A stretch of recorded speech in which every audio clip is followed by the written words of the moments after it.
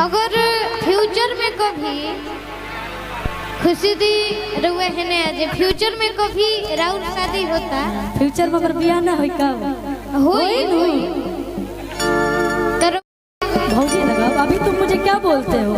दीदी बोले नहीं, लेकिन अगर भैया के नाते से भौजी बोले ये गलत बात बोला आपने। मैं आपकी भाभी ने, मैं आपकी बहन हूँ, तो जिससे मेरी शादी हो आपके जीजा जी लगेंगे, है ना?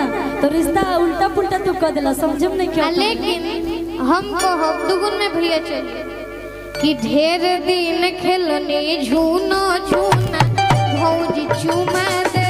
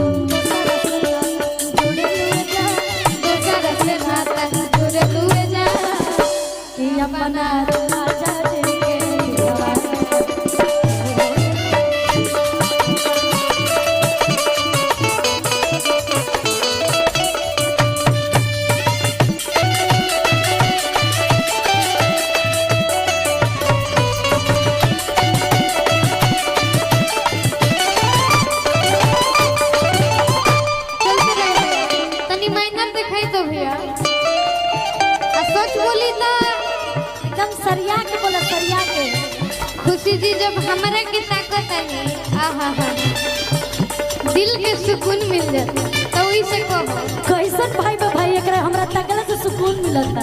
मंच को अभी भाई बहन के नाता खत्म। अच्छा त का तू कौन नाता जोड़ल चाहत रह? जोड़ मारो हे के बात तो मारी तो न जानते। एगो बात बता दी तो रघु उम्र से ज्यादा सियान हो गया। आशीर्वाद मुझे बस आपका रियल वाला प्यार आशीर्वाद दीजिए, मुझे ये नहीं चाहिए आपसे, आप मेरे बड़े भैया हैं।